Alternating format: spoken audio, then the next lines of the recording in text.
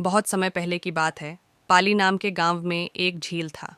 यह झील गांव की जनता के लिए न केवल पानी का महत्वपूर्ण स्रोत थी, बल्कि वहां की प्राकृतिक सुंदरता का प्रतीक भी मानी जाती थी। लोग इस झील के तट पर घूमने, पिकनिक करने और आनंद लेने आते थे।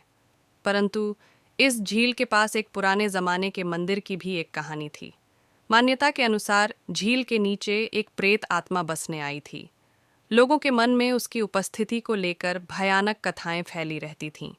एक दिन गांव के एक बच्चे ने उस मंदिर के पुजारी से पूछा, क्या सचमुच झील में प्रेत आत्मा बसती है? पुजारी ने मुस्कुराते हुए कहा, बेटा, ये सिर्फ एक कहानी है। लोग इसे डरावनी कहानियों में बदल देते हैं। बच्चा ने सोचा, क्या सचमुच इसकी सच्चाई पता लगा सकते हैं? उसने अपने दोस्तों को इस विचार के बारे में बताया और सभी मिलकर एक नया योजना बनाया कि इस बात को पता लगे जाए कि क्या वास्तव में यह सही बात है। एक सुबह बच्चे और उनके दोस्त झील के पास गए। वहाँ पर सभी ने बारिश होने के लिए इंतजार करना शुरू कर दिए। अचानक बादल उठ गए और वर्षा शुरू हो गई।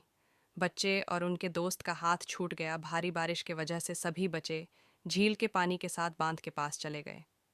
जब उन्होंने झील की ओर देखा तो वे हैरान रह गए। झील के पानी का स्तर बहुत नीचे गिर गया था और झील के तट पर कुछ विचित्र चीजें दिख रही थीं। उन्होंने देखा कि झील के नीचे एक पुरानी मंदिर की ढलानों से एक पुरानी द्वार दिखाई दे रही थी। उन्होंने देखा कि उस द्वार के पास एक वृक्ष था और वृक्ष पर एक पुरानी पुस्तक थी। उन्होंने पुस्तक खोली और देखा कि इस झील के बारे में एक पुरानी कहानी लिखी गई थी। इस कहानी में लिखा था कि कई साल पहले इस झील में एक शानदार महल था जिसे एक राजकुमार ने बनवाया था। लोग उसे बहुत प्यार करते थे और उसे अपना घर मानते थे। एक दिन झील में हुई भयंकर बाढ़ ने महल को नष्ट कर दिया और राजकुमार को भी ले गई। राजकुमार की मौत के बाद उसकी आत्मा इस झील में बसने आ गई थी। बच्चे और उनके दोस्तों को यह कहानी बहुत प्रभावित करी। वे अब झील के पास बारिश की वजह से निचले स्तर पर आए हुए मंदिर के प्रत्येक विचार को समझने लगे थे।